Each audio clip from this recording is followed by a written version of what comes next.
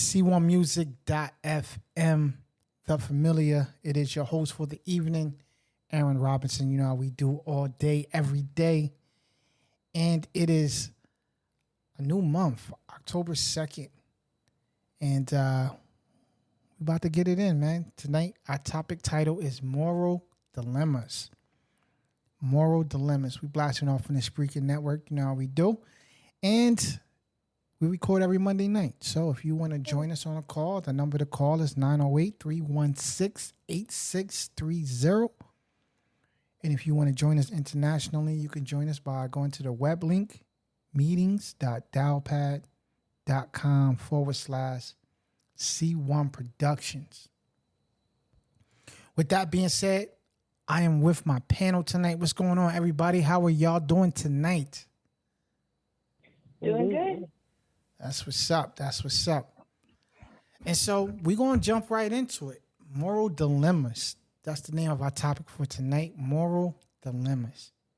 Is everybody ready? Yes. Yes.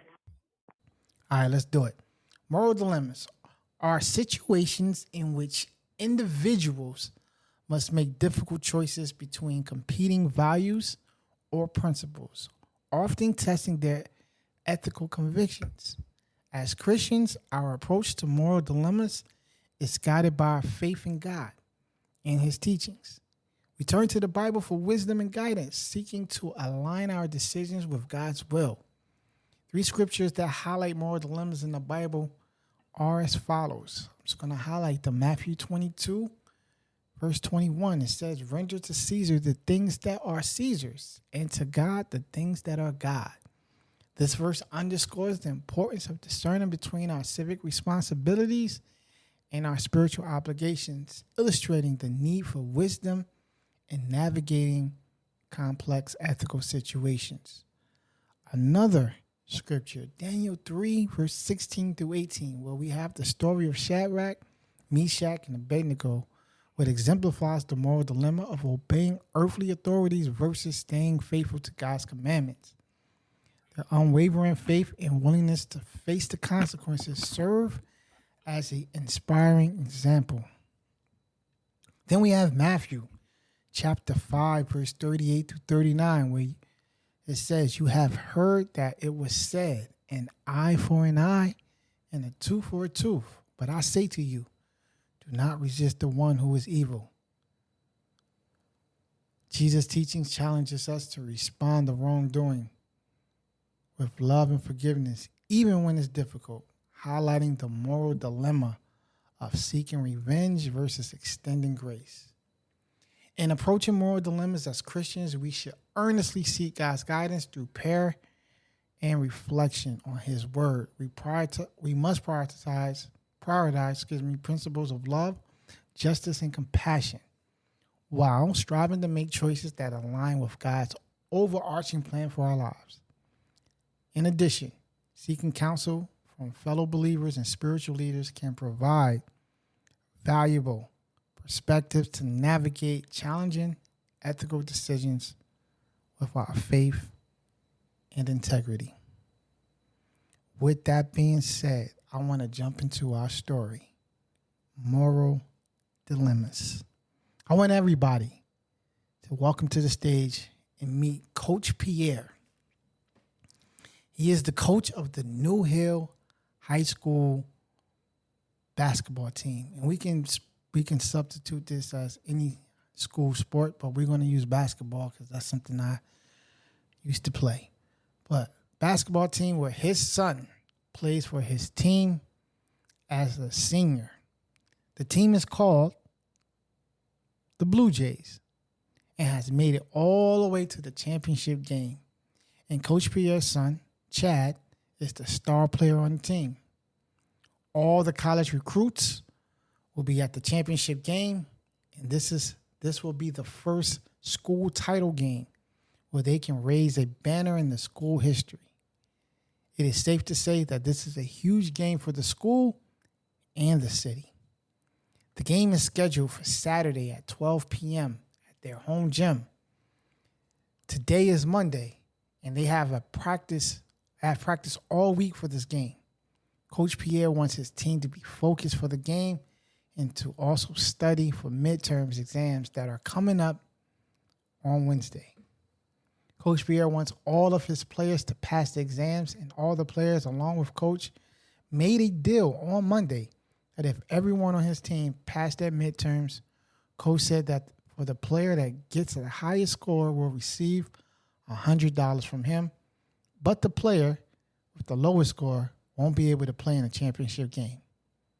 All the players agreed and were excited for the game and the challenge by Pierre and what he put on the table. They left school and went home that Monday ready to study and play their last game. Now, the city was buzzing for the high school success. The local TV and radio stations are all going to be airing the game live. And the mayor stated that if the school wins the game, that they will have more funding for their sports programs next year.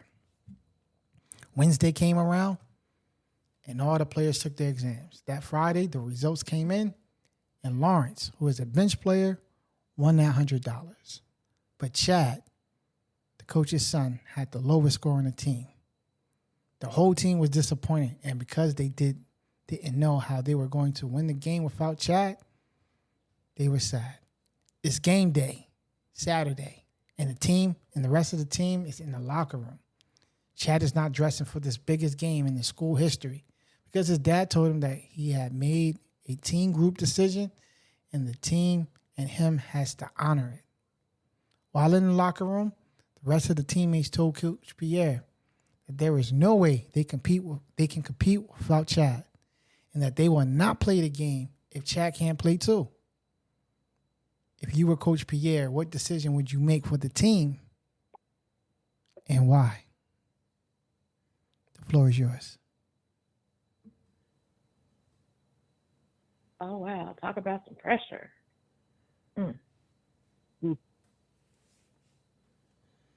Talk to me, y'all.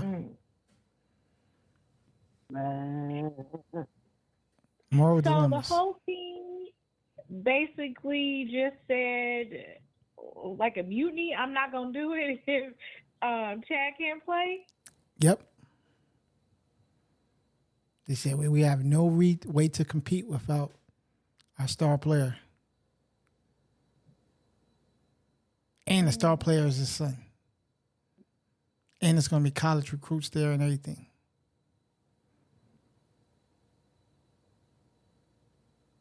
Wow. Honestly, I probably, especially if the team agrees and want him to, that was to me a stupid idea or plan anyway. I probably, with all that's going on and everything, Mayor going to be there. I probably would let him play. That was really a stupid idea. And didn't he know his son's capability of taking that test? I would assume so. There's a possibility that he would come out to be the lowest. I would assume so. I don't know. We're faced with more dilemmas. So you saying that? Yeah. Wow. So so you saying you allow him to play? I wouldn't have made that thing. I wouldn't have made that didn't make any sense at all to say the lowest score can't play. Why can't they all play unless somebody fails? That might make a difference. Okay, the team agreed. That makes no sense. The team agreed. Yeah. The team agreed to it. And I'm gonna say this, y'all know. Listen, hold on real quick. Y'all know all throughout the Bible that there's people who made stupid. Why would you do that? But they agreed to do it. So I ask again. So, First Lady, what are you saying? That's messed up. I don't know. If the whole team agreed to do it and the whole team agreed to undo it, I might fall on the undoing. Yeah. Now, if the team said, no, we said it and he can't play, then he can't play. Right. But if the team is changing, they made the agreement, and then they're changing the agreement, then I would be like, yes, I would go with it. You say yes. So more. So let me ask this question. If they said no, then it's no. Hold on, First Lady. Let me ask this question real quick, and then I'll open this up to everybody. Moral dilemmas. I want to ask, what is morally the right thing to do? You can't play. Say that again. Was that you, Jen? He said he can't play. Yeah, I think he can't play. I mean, I'm assuming that the coach was doing it because, like, he's striving for academic excellence. I guess. Mm-hmm. I guess. I mean, but I'd be upset if y'all all said, "Okay, yeah, let's go," and then, yeah, the MVP failed, and it's like, y'all just gonna come at me and be like, "Nah, if he ain't going, we all ain't going." And I'm like, we forfeit the game. That's it. So are you saying? So you saying as the coach, you would just say, "Hey, we forfeit the game"? I mean, if they're gonna come at me, like you're saying, either y'all play and he's out, like you can't back up or back out. I mean, I understand. Well, first of all, let me preface this, but I don't even like care about sports. Right. So maybe And it's yeah. I don't care about sports. But I'm saying for me, I feel like academics. I would not have made that agreement because that's stupid from the get go.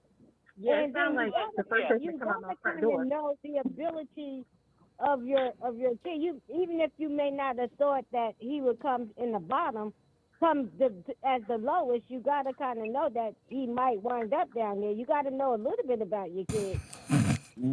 I wouldn't agree to that. Okay. Yeah, but I'm saying y'all aren't all on. The whole team ain't gonna come at me and be like, "Coach, like, okay, if he ain't in, we ain't in." And what that coach has to realize too is, if he sticks to his guns, he won't have that job next year. They will definitely fire that coach. Yeah, he'll be going too for sure. Okay. For sure. So Sister Nance, are you morally doing the right thing? Yeah. So, and what's the morally right thing? I don't see it as so much as a moral issue as it was something that wasn't well thought out, that was stupid to do from the beginning, and I think it takes a certain amount of integrity and humility to admit that, and that's what the coach should do, and then allow them to play. So he should allow everyone to play. Yeah. All right, so I got one that says that they shouldn't play at all, especially if they're going to come to you and be like, "Yo, we ain't playing if he ain't playing." Yeah, that is kind of giving you an ultimatum kind of thing, and that wouldn't be cool either. I mean, the whole situation is they have to talk through the whole thing and all. But that's what the players are saying. The players are coming to you saying, "All right, cool. Listen, if he can't play, we ain't playing. That's it. We made a team decision. That's what it is." They're not saying, "Hey, coach, we messed up with that, making that decision. We didn't think it through. Let's change it." Nah, they're saying that the team is saying they met in the locker room as a team. They came out and said, "Hey, coach, listen, if Chad can't play, we are not playing. We don't want to play the game without our player. That's my guy." Because they're going to lose. So, all right. So Sister Nance, you still saying that? So, yeah. What I'm saying is that the coach should be the one saying that his proposal was a stupid proposal, or however he wants to say it. Then he should talk it through with them, and then they come to that same conclusion together that they're going to. Even if the team from a different standpoint. All right, but even if the team comes to you and say, "Yo, well, you could talk all you want, coach, but if he ain't playing, we ain't playing." Probably the right thing would probably be to forfeit the game. Right. But yeah, that would be the moral issue for the coach, because he has to realize in forfeiting the game, he's forfeiting his job. And if that's okay, if he wants to play hardball like that, God bless him. All right, Kathy, what you think, Kathy?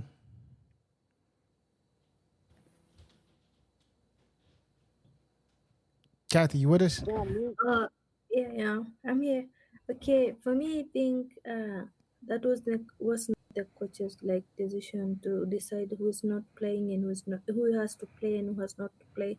I think that's supposed to be a team decision to make. but the team agreed that they would fall into this situation that the coach created to win $100, and whoever got the lowest score would not play in the game. And the team agreed to that. And then the team came back and said, all right, coach, we understand what we agreed to, but if Chad can't play, none of us is playing. They're being loyal. They're being loyal to their man. So, Kathy, if you was the coach, what would you do? That's what I want to know. What's the moral dilemma here? What's the right thing to do? Probably change everything I said earlier. So you would Like I should. so you would just change everything. So you saying that you wouldn't put your foot down? And No. all right. So now I'm asking you real quick, Kathy. Is that the right thing to do? Yeah. The right thing to do is to change what you said? Yeah, because like if the whole team is not playing, now we don't have the game, so. Shania, what about you, Shania? He should let his son just play. And you saying that Because that's the whole team. and you saying that's the right thing to do as well? It's not the right thing to do, but I'll just let him play. So It's isn't showing no grace. it Showing grace. showing grace? But isn't the Showing point? grace to the team. And on top of that, if I were the coach, if I agreed to it, there would be some other type of disciplinary action that all these players would have to pay. There would have to be something that they'd have to do, whether it's extra practices or something. It's the last game of the season. So that they can pay. There has to be a consequence somewhere. So why wouldn't the consequence be that they forfeit the game? Because they've all agreed that what they did was not a smart thing to do, and also that the coach is going to lose his job over it. There are other repercussions. So I would still say let them play, but there's going to be some other kind of penalty. Carm, you agree with that? I don't really think it's feasible to say, hey, there's another penalty, because once you play your last game, I mean, you're pretty much done with your coach. Right. Now, me personally, I'm not going to give up my livelihood, but I'm going to have to level with them. You know, I made this deal with you, everyone agreed, and it didn't turn out the way we thought. You're giving me an opportunity to basically change the deal because everyone's on board with this, and explain that, you know, I made this thinking it would help, and to say, hey, I made a mistake. So you don't care that the team. You're showing loyalty and grace to this guy because you want to win. You understand that, hey, it didn't pan out, because sometimes you make decisions and they don't pan out. You're giving me an option out. Carm, Yes? the player that can't play is your son. Mm-hmm. So do you think you're showing favoritism? Well, the kids don't care. So this is the kids coming in and saying, hey, we want to win. We understand he's your son. They don't care that he's your son. They care that he's the best player. All right. So here's my question. Here's my question to you, Carm. Carm, what's the morally right thing to do? Honestly, it would be you made a deal. You have to keep the deal. So you're willing to not do the right thing? To negotiation. Basically, they changed it to negotiation. Well, actually, it was a negotiation, saying, okay, let's change the terms of the deal. So you saying that you're willing? Everybody's on board. So you saying that you're willing not to do the real thing? We're changing those terms. There you go. See, you can make a deal and then change the deal if everyone is in agreement. It's a negotiation or a deal. You can change a deal. But see, they didn't come to you to change the deal. They didn't come to the coach and say, Coach, we want to talk about it. Let's have a conversation. Okay, Let's see if we so can change they're the deal. young. They came the wrong way. The coach can still show some grace and talk it through.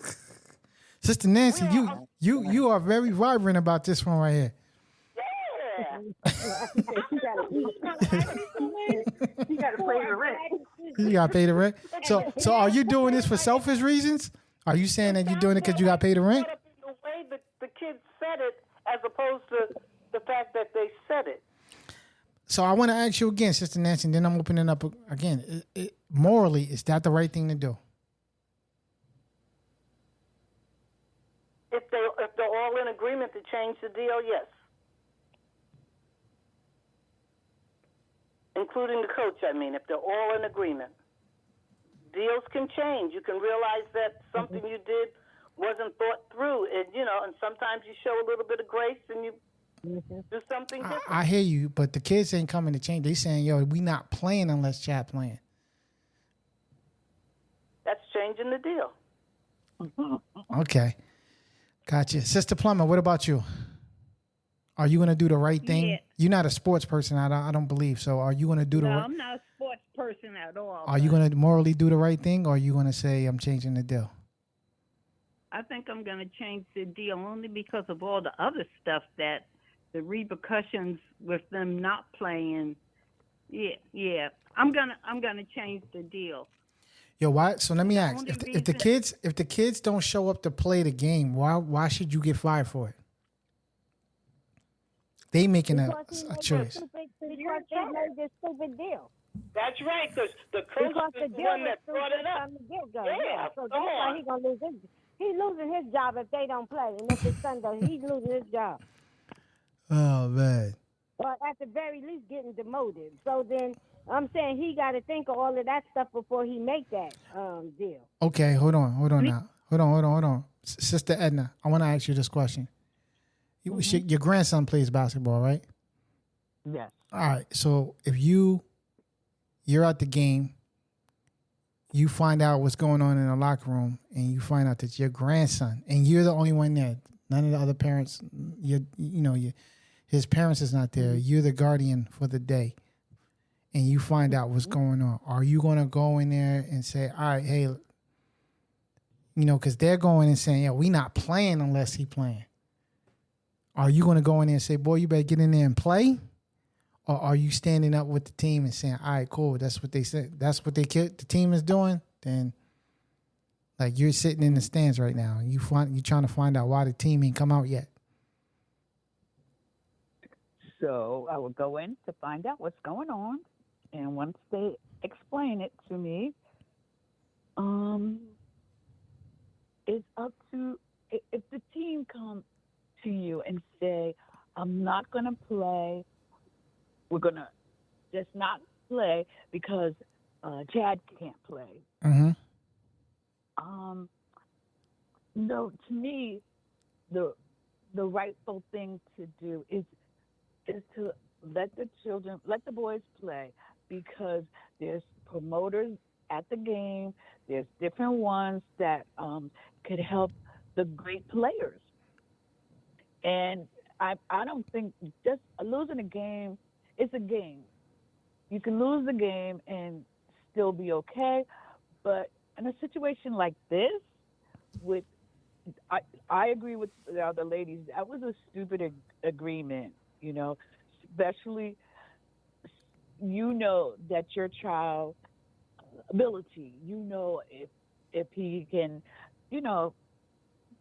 supersede on this, on the testing that they're going to give him. Hold on, no. People make stupid deals all the time. I've come across a lot of people who've made some dumb deals before. Yeah, that's true. And everything. So what I want to know is what you're saying, is that the moral right thing to do? Oh. Morally. Well, probably not. Yeah, I don't think it is. So you're saying that you're willing to support you willing to support the unmoral back thing to do? But see, that's your opinion that it's unmoral. If there's other people who are saying that it probably is not the moral thing to do, but I mean, if it's not the moral thing to do, it's not the moral thing to do. But that's what I want to know. Right. If we can agree that it's not the moral thing to do, and y'all still want to do it. Right. I agree. It's not the moral thing to do. But thinking the position that the boys are in, they're saying they're not going to play. It's going to look really bad on the school, the team, the coach, So change the deal and play. Okay. And let them play. So you would be yelling at the coach to change the deal instead of telling your son he has to play the game, period. Because the team can easily, if all the parents say, man, you better get in there and play that game, boy. I mean, if it's not the moral thing to do, then you got to do it. Right. If you all the parents say, man, you better get in there and play that game, boy. I mean, if it's not the moral thing to do, then you got to do it. all the parents can step in and make their kids play the game. Yeah, well, probably they would. Probably other parents would probably tell their kids to go play, especially if the college people coming only to look at the coach's son Chad, or is he looking? Are they looking at other people as well? They're looking at other people too. Are they senior? Are they all seniors? Like, what's the story? All right, let's say a good bit of the team is seniors. So Mom, you telling me that if I was on that team, you would be coming in the locker room telling, boy, you better go out there and suit up? After I whoop your behind, I would. You know what, Aaron? It might depend on whether the parents know that guy is critical to the game. He said I probably would be telling you, Aaron, play the game because you signed up to play and I came to see you play, so play the game. But that's not what y'all saying though. You saying that you're going to tell the coach that the kid, instead of forcing me to go play, you saying that force the kid to play. You were talking about if you were in there talking about I'm not playing because the star player ain't playing. I would be telling you I came to see you play, so you need to get out there and play the game. You ain't gonna be the one that's saying you ain't playing because Mother, that is not what you said a couple minutes ago. You also said that the moral thing to do is for the coach to let the kid play so that the rest of the team can play, rather than say, "Yo, I'm gonna make my son play." No, what I'm saying is that if the whole team,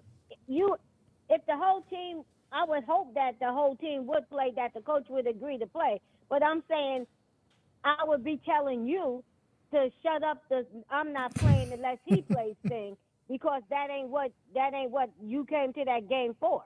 And that ain't what I came to the game for either. So even though my feeling would be all of y'all should play, because from get-go, the whole deal was stupid. And I'm telling you, if they don't play the game, I agree with Nancy. The coach is going to be let go, or at the very least demoted. He won't be the coach because no city and school and all of that is putting up with that. That's a stupid idea. Bad leadership on his end. Okay. Jenny, I'm asking you my last one.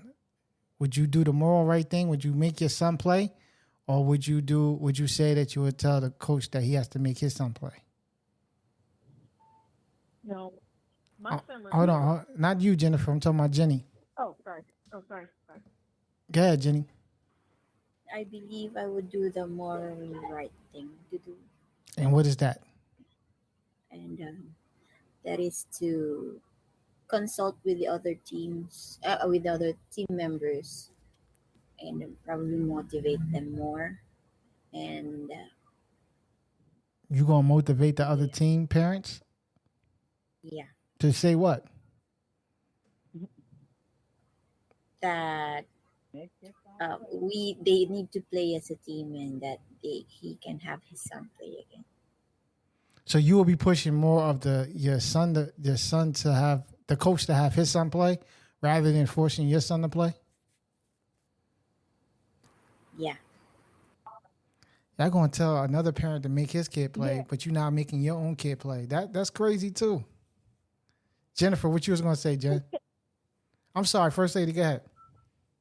No, I would be encouraging the parents to have their kids get out there and play. Whether the coach's son play or not, because they all came to the game to play, and they've been playing regardless. They've been playing. So I would say everybody. I would say for the rest of whether the coach's son plays or not, I would say the rest of them should go play.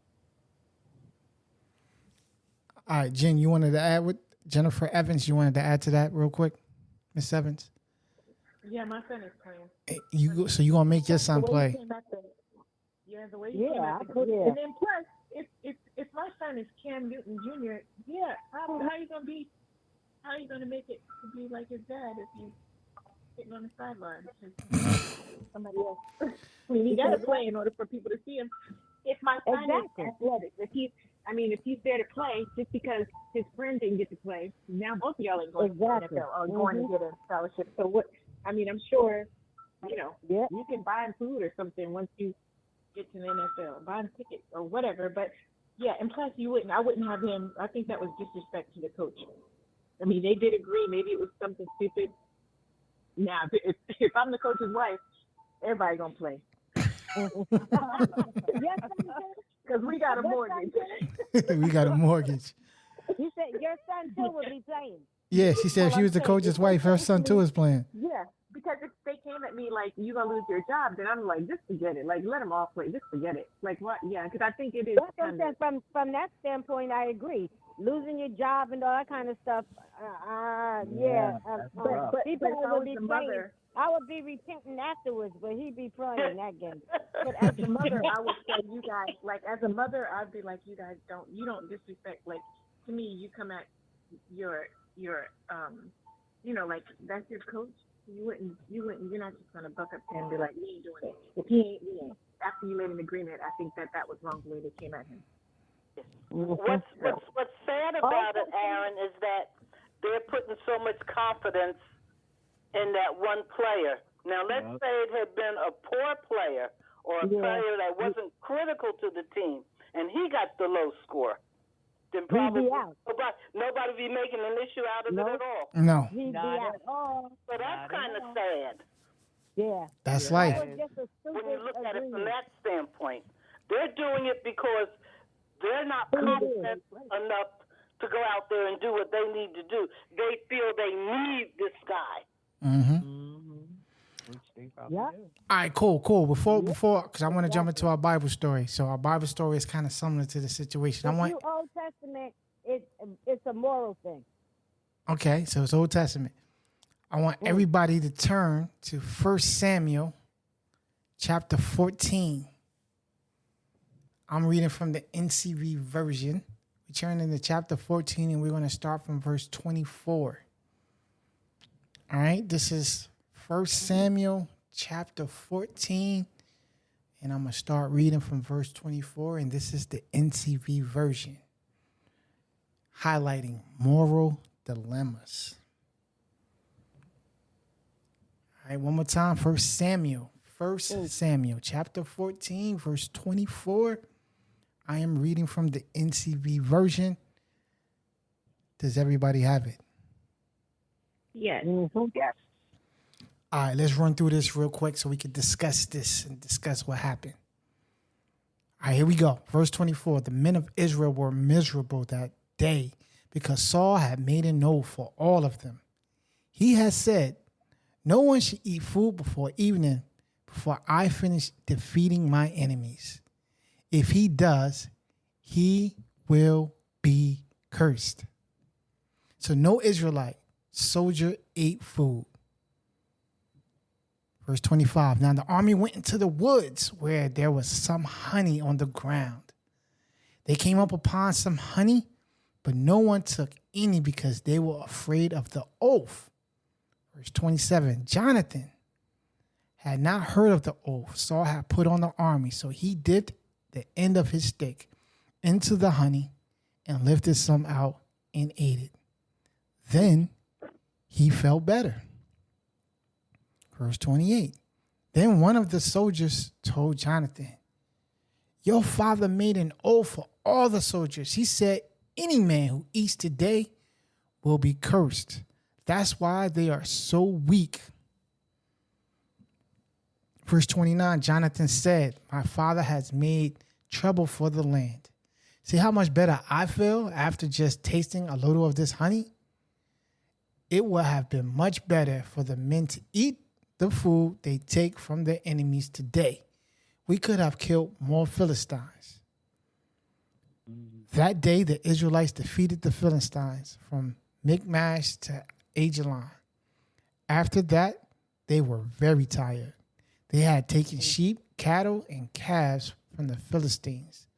Now they were so hungry, they killed animals on the ground and ate them without draining the blood from them. Yeah. Someone said to Saul, look, the men are sinning against the Lord. They are eating meat without draining the blood from it. Saul said, "You have sinned. Roll a large stone over here." Then he said, "Go to the men and tell them that each person must bring his ox and sheep to me and kill it here and eat it. Don't sin against the Lord by eating meat without draining the blood from it." That night, everyone brought his animals and killed them there. Then Saul built an altar to the Lord. It was the first altar he had built to the Lord. Verse 36, Saul said, "Let's go after the Philistines tonight and rob them. We won't let any of them live." The men answered, "Do what you think is best." But the priest said, "Let's ask God."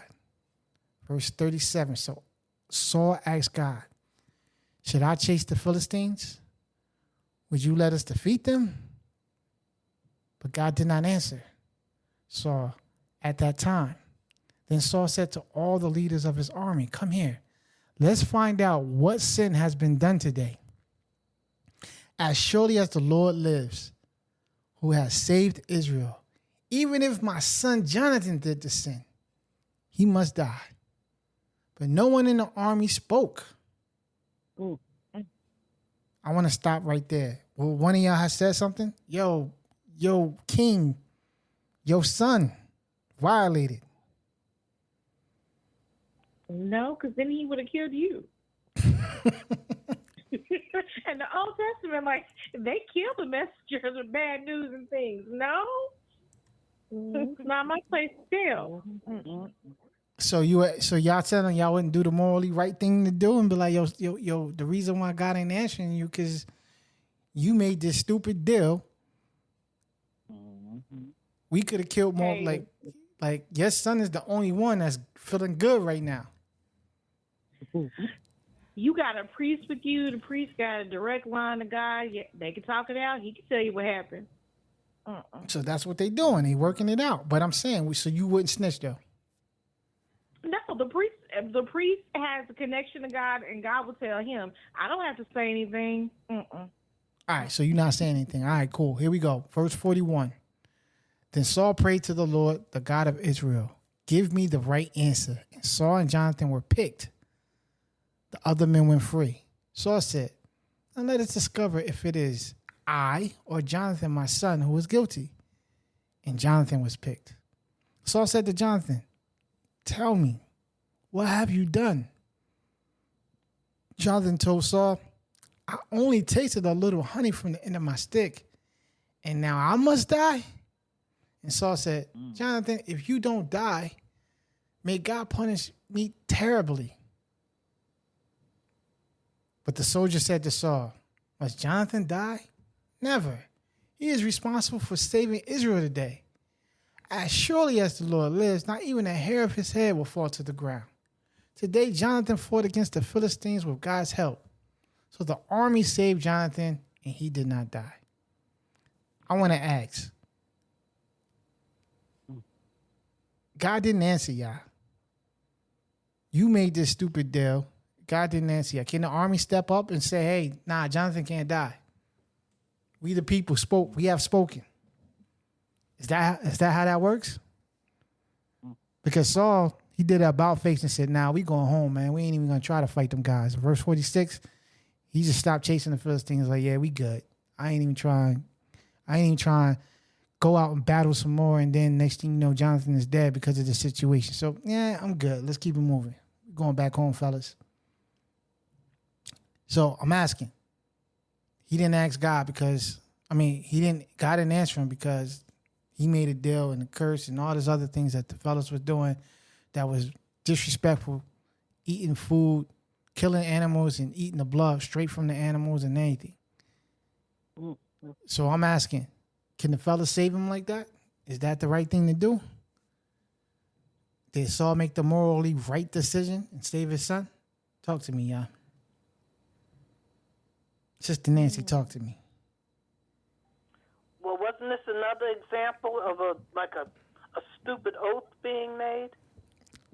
That is correct. But at the end of the day, it is what it is. So but what's the morally right thing to do in this situation? Because now Saul's army is saying, nah, man, Jonathan can't die. He's one of the reasons why we even won. I don't care. It's like them saying, I don't care what deal you made with God. Like, nah, he can't die. We with Jonathan on this one.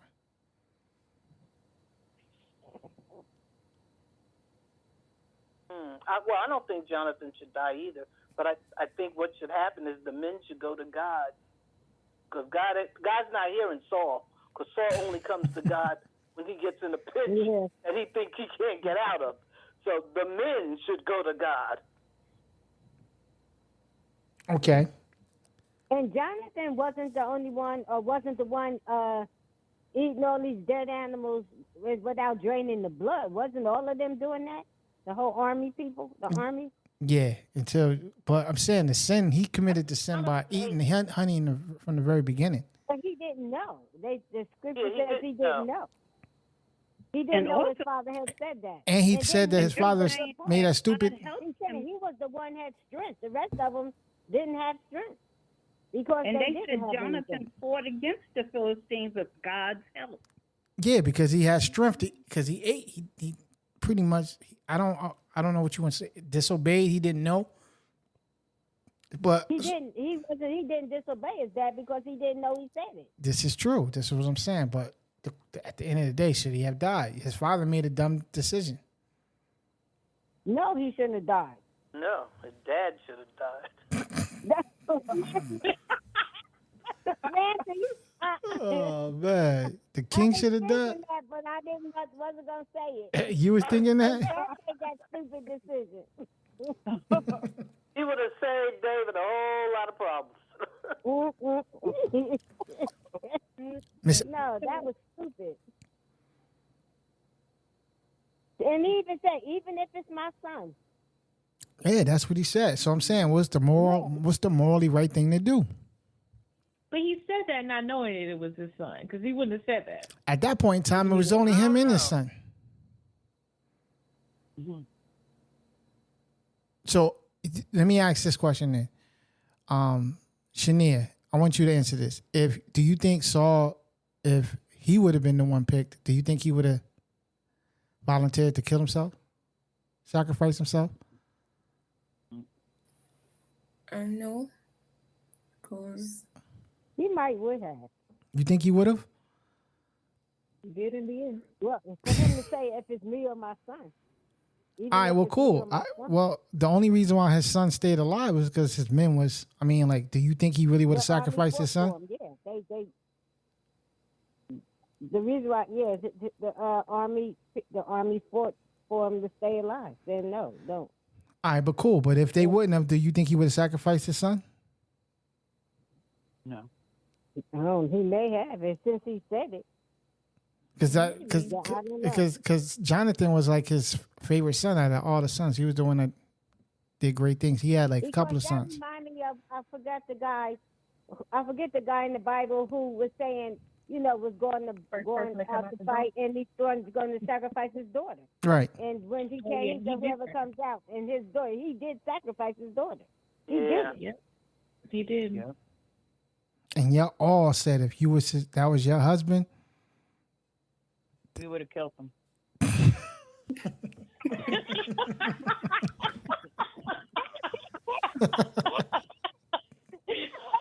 So, Sister Nancy, if Jonathan was your son and you found out about all this and they come back home and your husband is telling you what's going on, like, what would be your reaction to Saul? Like, I almost killed the boy. Huh? My reaction to Saul? Yeah. I don't know. He'd be dead to me. Why? Why would he be dead to you? He the king. I don't care. But he wasn't a good king anyway. So. At this time, this was like one of his first mess ups. He didn't mess up at this point. And y'all, don't forget, this is like maybe a couple of months in, y'all were the ones who picked, who wanted the king. The people. True indeed. The people was the one who wanted him. He was God's chosen. All right, so cool. So hold on real quick. So Sister Plummer, if you was his husband, I mean his wife, I'm sorry, and he comes home and tells you, yo, like the men stood up for our son, man. They did a good thing today because I was gonna kill him. Like, what would have been your response, Miss Plummer? I would have said, you wouldn't have came back here if you had killed my kid. Why not? He violated the order. God left us because of this. No, you're a knucklehead. And no, my kid is not going to die because you said something stupid. Hey, listen, y'all. So this is the part of the problem. Y'all already know about Saul overall. So this is early. Like, honestly, when I read this story, I didn't even know Jonathan was in a situation that he was going to get killed, period. Like, this is like, what? Hold on. Jonathan was about to die for this? Like, I didn't know.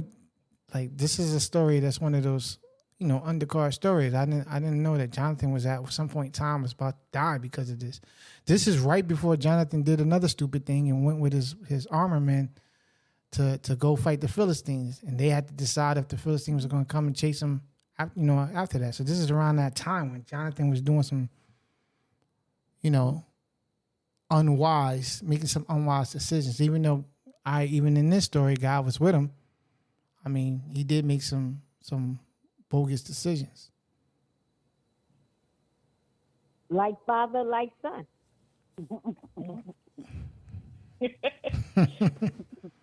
What I would say in today's time, I'm thinking, yeah, you're not coming back home. But at that time, women didn't have much say or anything. So I would have been going to God and been like, Lord, don't ever let my son's life hang on the balance for something foolish that my husband did. Like, I would have been doing some serious praying and side-eyeing. Because, you really can't say too much to him back in the day. But in today's time, you're going to get an earful. And you're going to think twice about making oaths and all other kind of stuff. Yo, you saying that, but he the king, man. He can replace you. You know how? Hold on, y'all know how? Hold on, calm. He the king. Not only he the king, he the first king. So he set precedence on what goes down. He can easily replace you with another wife. She said back in the day, she would have just smiled and. Oh. All right. So you saying back in the day, you just would have smiled and said, "Praise the Lord, honey, you home?" Back in the day, when the Lord side-eyed him and went straight to God and petitioned him for my son's protection going forward, and for my husband not to be making crazy decisions like that. Gotcha. But if he would have came home without your son, then what? Yeah, you can have more than one wife, right? So you asking for a divorce? You want to get sent off on a donkey? Go ahead, fool one of them. You still gonna take care of me. I'll stay on my little side. You go on about your business. Kathy, you trying to get sent on a donkey?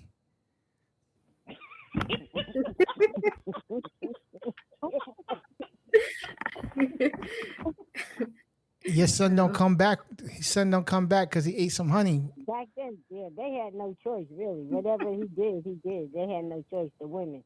So, Kathy, I'm asking you, so how you would have handled it? Yeah, I don't know. It's your firstborn. That's a tough one.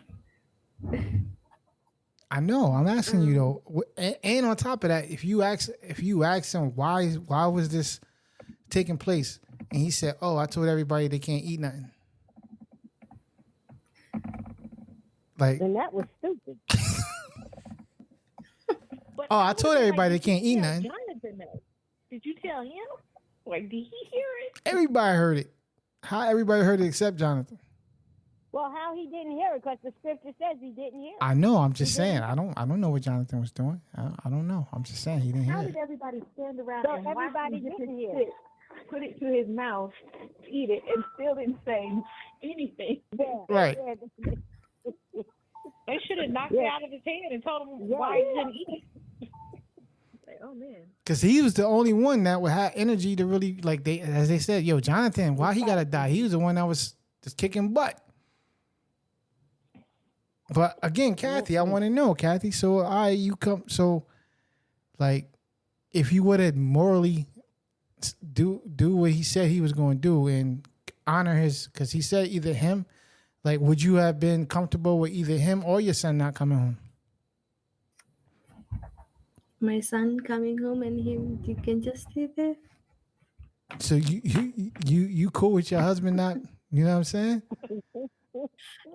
Because of the decision he made. I'm choosing my son over him. Oh my gosh, that's because bad. he's the one. No, yeah, he made that stupid decision without like considering what the consequences. So he has to go. Mercedes, what about you?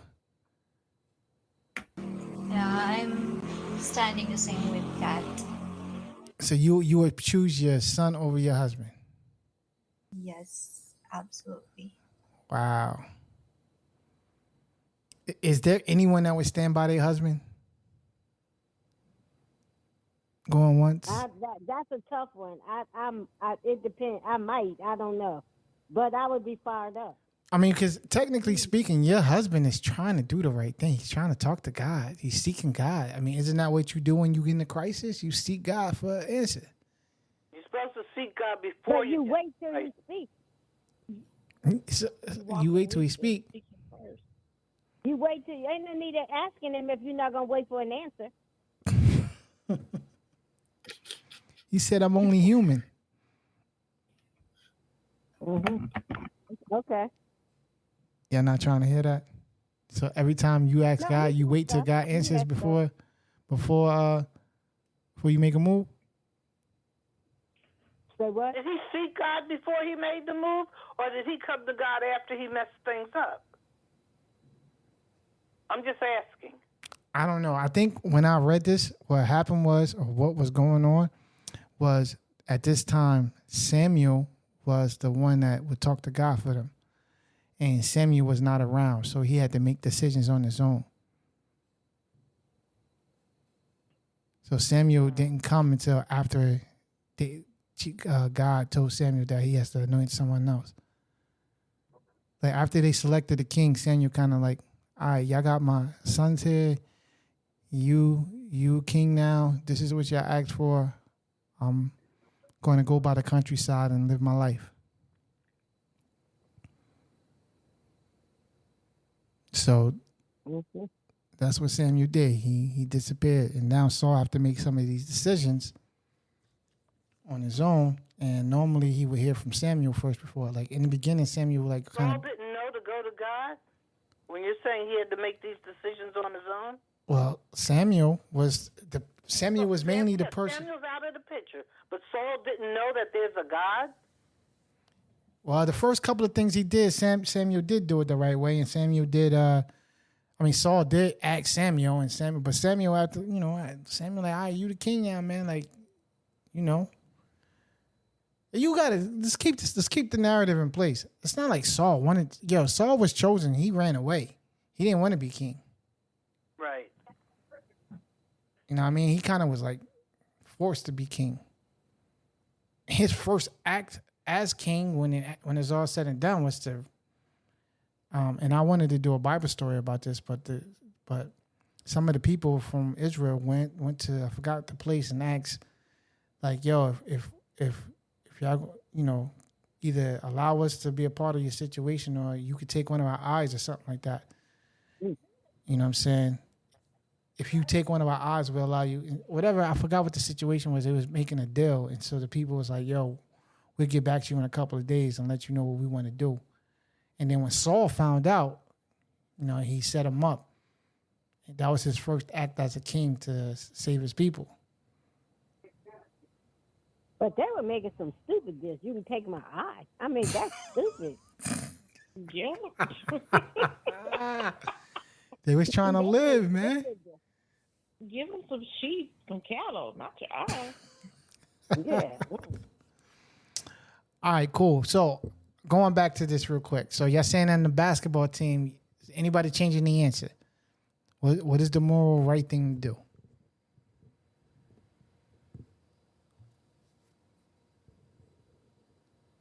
The moral thing is the kids should play. The question is, should the star play? And I'm going to let the star play. And that's the moral right thing to do. That's what I'm asking. The moral thing would to stick with the original deal. That's the morally right thing to do. Because you made the deal, you came up with it. You should stick to it. All right. So then, secondly, then Saul made the deal that whoever would eat the honey had to die. He tried to talk to God about it. God didn't answer him. It was revealed that Jonathan was the one. So that meant that Jonathan had to die. But the people, the rest of the army guys stood in the place. What would have been the morally right thing to do? I too agree. I think with what Nancy was saying earlier, that to me it's not immoral if everyone agreed, everyone that made the deal didn't agree to change it. To me, that's not being immoral. What are you talking about? On the sports one, or on the one that On the sports one. Okay. On the sports one. But even with the whole army was the one who stood up for Jonathan in the Bible. The army stood up and said no. Just because they stand up, that don't mean that's the morally right thing to do. Yeah. What you saying? Yeah. To me, the difference is that the whole football team agreed. I mean, when Saul made it, it was just like, this is what's going down. He didn't even care if everybody heard it because his own son didn't hear it. He was saying, this is what's going to happen. But Jen, as the lots were being picked, he said, "Yo, even if it's me or Jonathan, yo, like somebody got to die. Like God got to be on our side on this. So somebody got to die." He made that perfectly clear. What if they agreed? Okay, well then you die, and we vote Jonathan lives. And I'm asking, is that the morally right thing to do? If somebody has to die. So the king should be the one to die. He didn't be the one that. He's the one who said it. Because he put it in the air. He got to be the one to die. Well, I'm saying he said it, and then everybody voted that Jonathan shouldn't. Jonathan was the one who fought the battle and saved them. I hear what you're saying, but they all also followed the rules of the agreement that was made by the king. Jonathan didn't know about any agreement. I hear you, but everybody else did. That's why they started eating, because they like, yo, we hungry, bro. Like, the king bugging. And they all messed up again by eating the animals with the blood. Yeah, they sinned. They sinned against God. I got you. Yeah. And then after all of that, they still stood up and said, yo, even though that's what y'all saying, yo, we not letting my man die. And all I'm asking is that the morally right thing to do. I think it's the right thing to do. Regardless of morals. Oh man, yo, we're gonna sign off on that one. It's 10 o'clock. I appreciate everybody for joining this call and being a part of this conversation. Moral dilemmas. I tried to make the story be as close to the Bible story as possible. I didn't really know how to bring that in. I should have brought something else instead of sports, because it was kind of hard to tie tie that one in with this. But with that being said, I appreciate everybody joining tonight in the panel. As our pastor always say at our church, be safe, be blessed, be well. Thank y'all for listening. Thank y'all for joining. We signing out. I hope everybody was able to learn something today and enjoy the conversation. 6:30 prayer tomorrow morning and all week. 6:30. 6:30 prayer. 6:30 6:30 a.m. 6:30 a.m. FCOC. If y'all listening for this week, holla at your boy. We are in the building for FCOC 6:30 prayer. And yo, we out of here. We signing out. Y'all have a good night. Good night. Good night. God bless. Good night. Good luck.